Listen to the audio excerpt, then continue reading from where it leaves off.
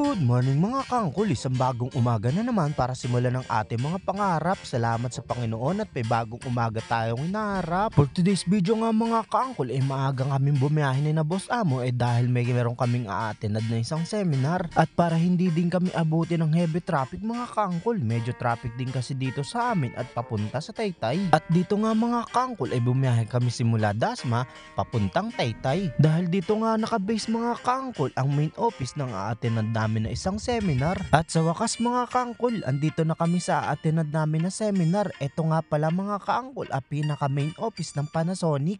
Dito nga mga kaangkol nagkakandak sila ng mga training o seminar. At tara mga kaangkol, samahan nyo ako mag-seminar. Let's go! Paul, tinawagan kami, Paul eh. Traveling.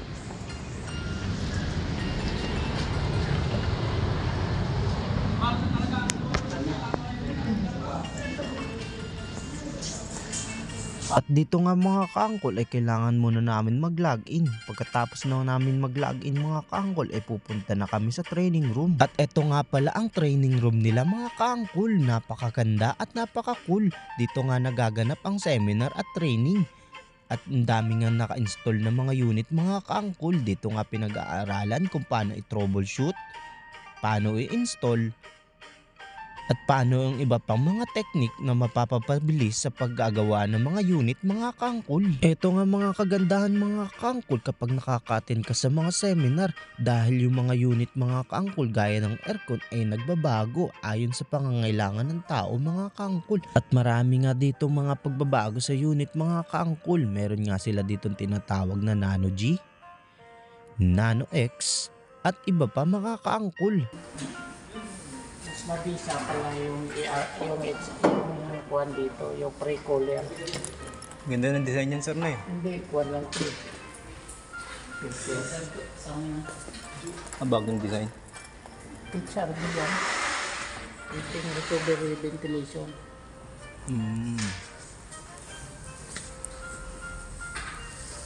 At dito nga sa proseso nito mga kangkol start ng aming seminar. Si sir nga ang magtuturo sa amin o magdedemo kung paano mapabilis ang pag-troubleshoot. Dito nga mga kangkol pinanood muna kami ng demo kung paano kumuha ng error code sa remote pa lang mga kangkol. At ito nga ang kagandahan sa Panasonic aircon mga kangkol. Gamit pa lang yung remote mga kangkol makakapag-troubleshoot ka na wala man lang ginagamit na tester o kaya screwdriver. At ganito nga mga kaangkol ang proseso ng pag-check o pagkuha ng error code sa inyong mga Panasonic aircon mga kaangkol. Kailangan mo lang kumuha ng ballpen or kaya toothpick mga kaangkol at yun yung gagamitin natin na pasundot o pampindot doon sa check button ng ating remote mga kaangkol. At kung meron ka nang toothpick o ballpen na pasundot o pampindot sa check button mga kaangkol kailangan natin itutok yung ating remote doon sa ating unit mga kaangkol. Kung nakaharap na yung ating remote sa ating unit mga kangkol pwede na natin i-long press yung check button mga kangkol. Pagkatapos i-long press mga kangkol may lalabas dyan na 00. At kung lumabas na nga mga kangkol yung 00 pwede na natin pindutin yung arrow down o arrow up. At doon sa prosesong yung mga kangkol magbibigay siya ng mga error code. Pag may tumunog sa error code o sa tapat ng error code na binigay niya, ibig sabihin yun yung error ng unit mga kangkol. At dito naman sa proseso nito mga kangkol dinidemo o tinuturo ni sir kung paano makukuha yung mga HP ng mga unit ayon sa model mga kangkol. times kita. Meron tayong dalawang 1 HP. Ito, makikita natin mamaya ang 9 pababa, 986, lahat yan, top up. Pero yung 10, 1 HP din yun, hanggang 24, yun ay mga standard. At dito naman sa proseso nito mga kangkol dinidemo ni sir kung paano nangyayari yung airflow ng unit na window type mga kangkol. Halo pa sila ng bugahan at higupan naghahalo. Tama ba? So, may exhaust, may hot air. Ano yung kuwan ng hangin sa loob? Tama? Yung red, orange, blue. Dati sir. Kasi nung meron kaming pinalitan ng bago, yung luma. Ngayon, paano natin malalaman yung condition ng hangin sa loob dahil naka-blue lang siya? Hindi ako familiar, sir, sa sinasabi ko na... At eto na nga ang inaantay natin mga kangkol. Free lunch nga pala sila dito mga kangkol pag umattend ka ng seminar. At tara, let's eat mga kangkol. Ma, anong ulam? Chat sa kabataan yan. Pagkulang? Saan kukuha pagkulang? Pan? Sana tayo mga kangkol, libre. Ito yung nantay ko dito eh. Libre kain.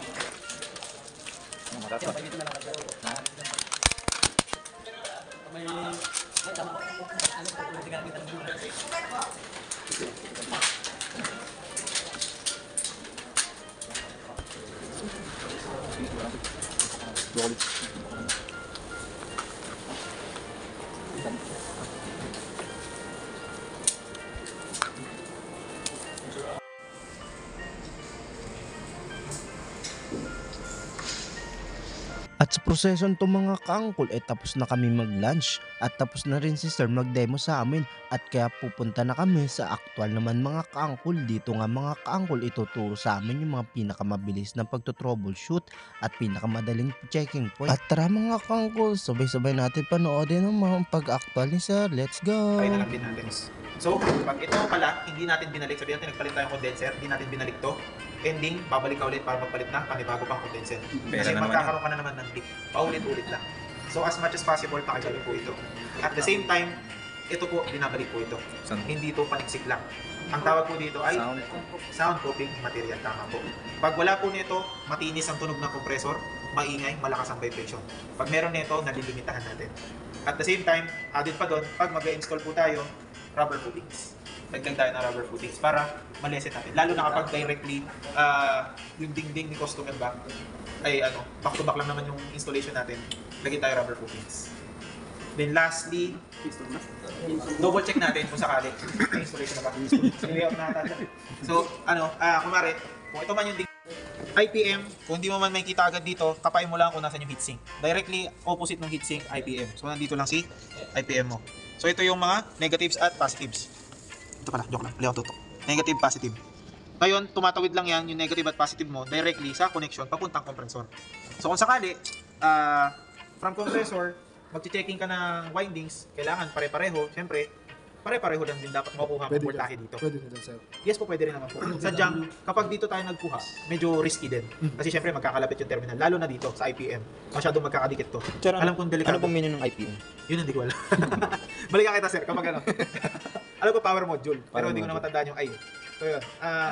Kung sakali, dito kayo mag-check. Power module. Ayun, tama siya. Intelligent Power Module.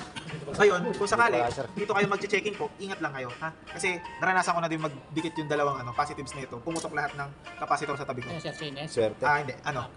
Checking sir ng positive, negative na IPM. Kuwari, pag dead set, hindi ko na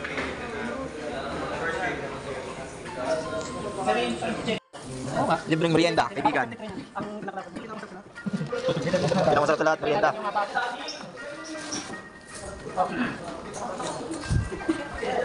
Yun na, sumulat na siya, sumukat na si Uncle George. Oh. Sinukatan na niya Uncle George. Bracket na yan.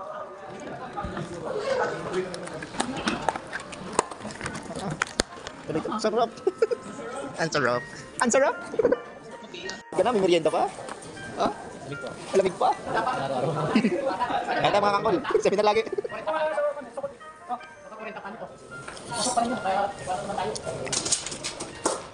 At dito na nagtatapos ang ating seminar at video mga kangkol. Salamat sa panonood. Ang cool!